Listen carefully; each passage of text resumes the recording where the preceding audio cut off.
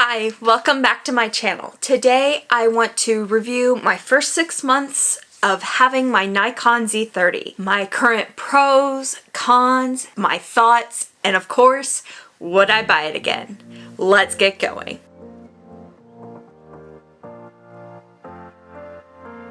If you missed any of my other Nikon videos, I have a product review playlist you can check out after you watch this video. When I first heard about the Nikon Z30, I was just starting this channel. I literally had 2 videos. Now this video is video number 88. It's been a wild ride. I learned very quickly that the camera I was starting with was just not going to keep up, and when a YouTuber I follow began talking about the Nikon Z30, I knew that this was going to be a good fit for me and kind of the direction I was wanting my channel to go. I have big goals. I want to build a brand. I want to build this channel. I want to build a community. And most importantly, I want to create memories that will last a lifetime.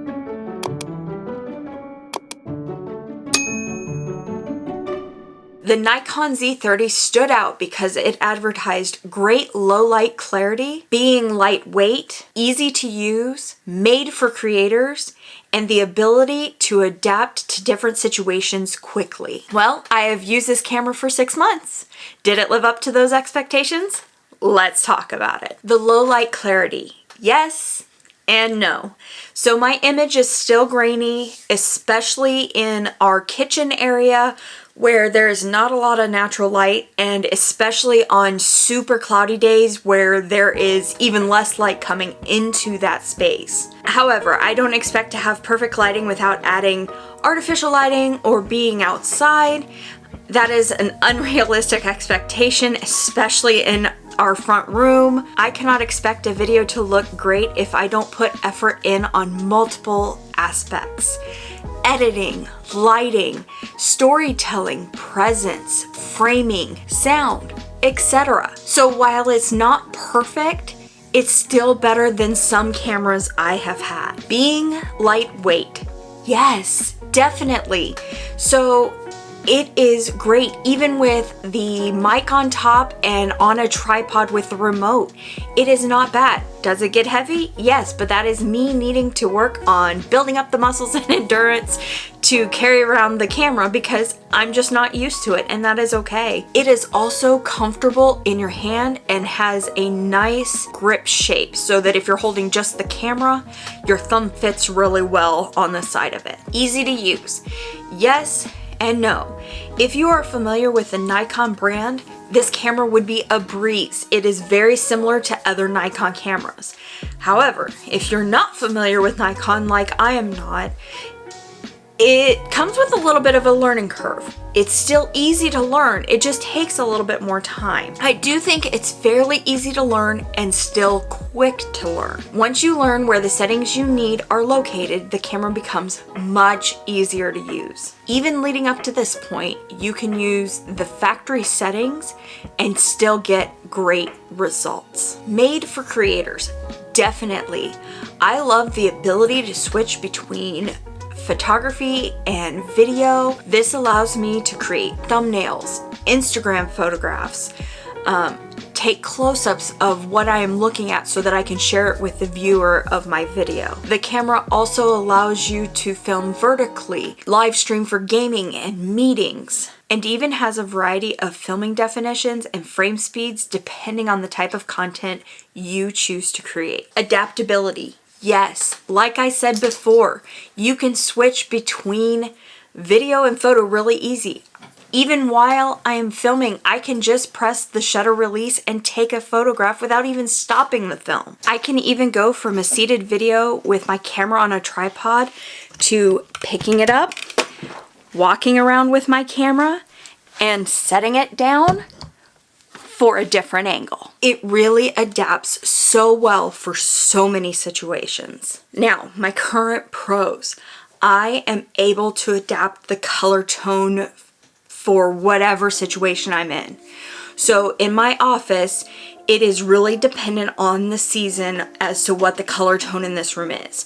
During the summer, it was really green because we have a lot of trees in our backyard that kind of that glow of green ends up in this back office. Now that it's winter, it has more of a blue cast. So I was able to kind of adjust that setting, and now it looks a little bit more seamless, has a little bit more of a realistic look, doesn't look as blue undertoned or yellow some days, kind of depending on the weather and the lighting. I don't have to record in 4K for a beautiful result. In fact, I have yet to notice a difference, and no one has even mentioned noticing that I have changed my definition. This saves a lot of room on hard drives, among other things that we'll talk about here in a little bit. And then a big one, I'm able to save multiple presets to different users for different lighting and coloring situations, for different filming scenarios. So for my office, I have this one set for U1 because my office is pretty steady as to the lighting and the coloring temperature back here. So I have it saved to U1. So when I'm filming back here, I have it set to U1.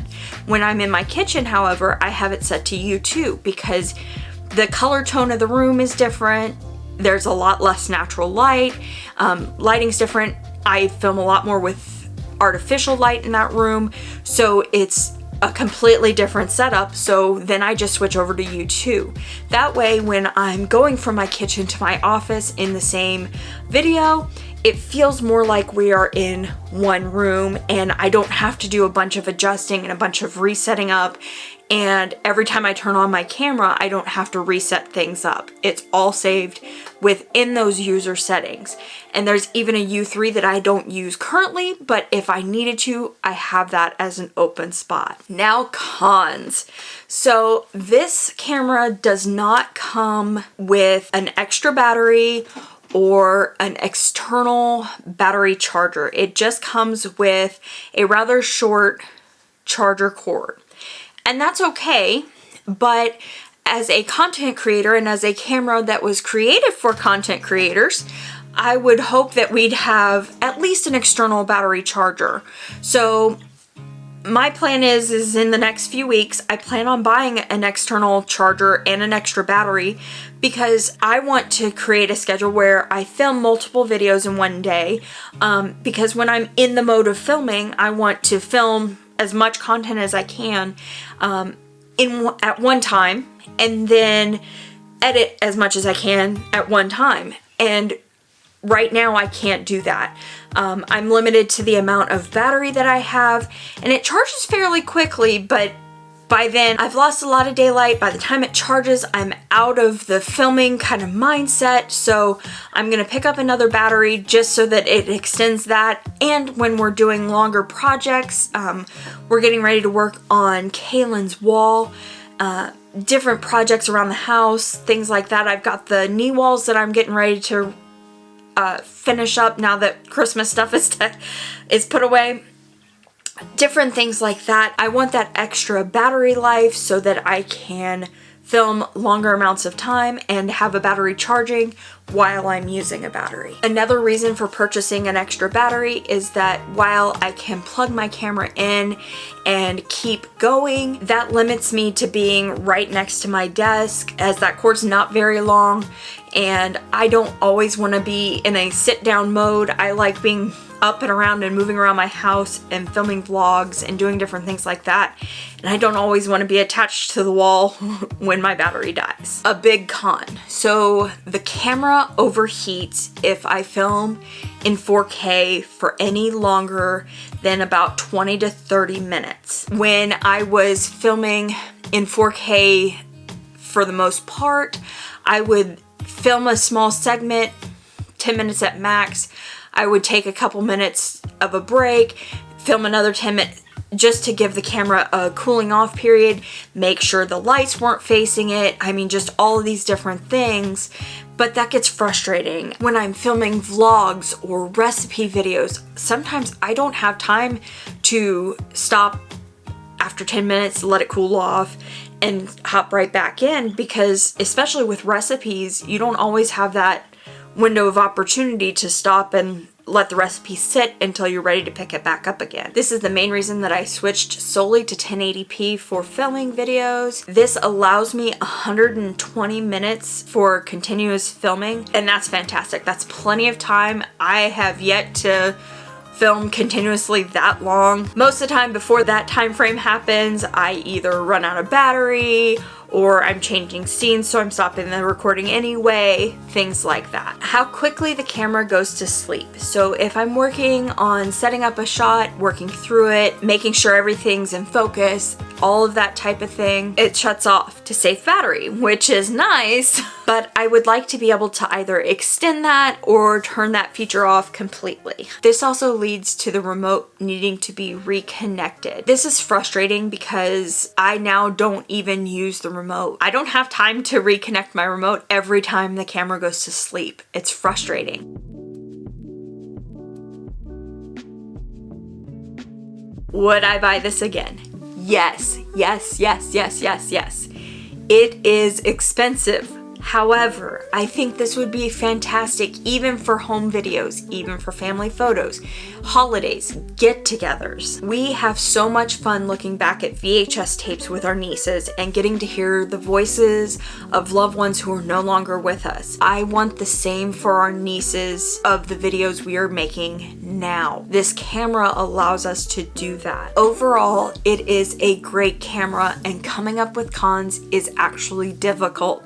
Like with any camera and even my phone, getting a great photo or video is going to take work. It will take practice, learning new skills, time, and patience. My biggest piece of advice is to try.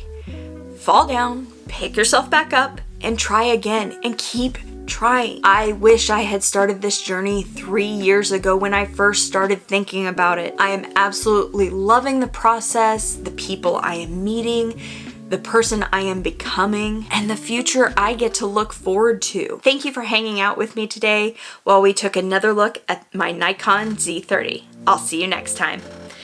Bye.